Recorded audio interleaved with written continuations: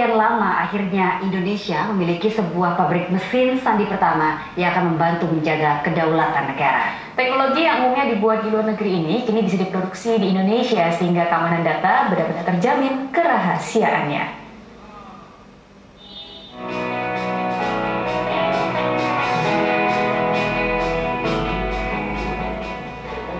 Proses pembuatan alat sandi berlangsung ketat dengan memperhatikan segala aspek pendukungnya.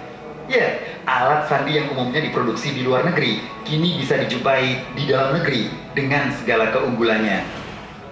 Belum lama ini sebuah perusahaan meresmikan pabrik pembuatan alat sandi pertama di Indonesia yang sangat berguna dalam menjaga keamanan data penting negara.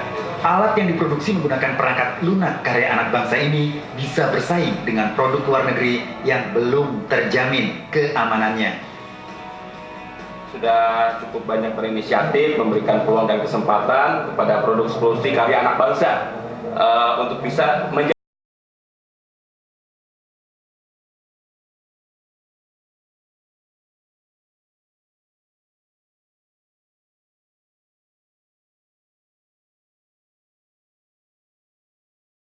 Tanggapi positif mantan Kepala Lembaga Sandi Indonesia.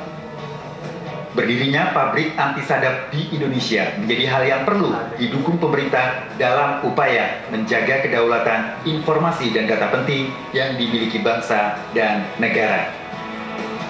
Salah satu kunci kedaulatan bangsa yakni mandiri dalam teknologi, terutama berkaitan dengan pertahanan dalam negeri. Dari Tangerang, Banten, Sukron melaporkan.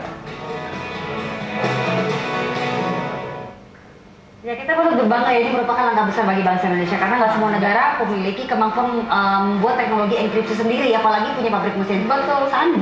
Dan ini menjadi salah satu alat menjaga kedaulatan negara karena dengan kita menganti sadap, ingat nggak dulu kan kejadian sempat tuh istrinya Presiden SBY, Ibu Ani Yudhoyono itu disadap teleponnya. Nah, ini kita menjadi langkah jaga-jaga ya, atau antisipasi supaya nggak ulang lagi nih kayak begini. Mudah-mudahan. Pemirsa, meski baru saja diterpa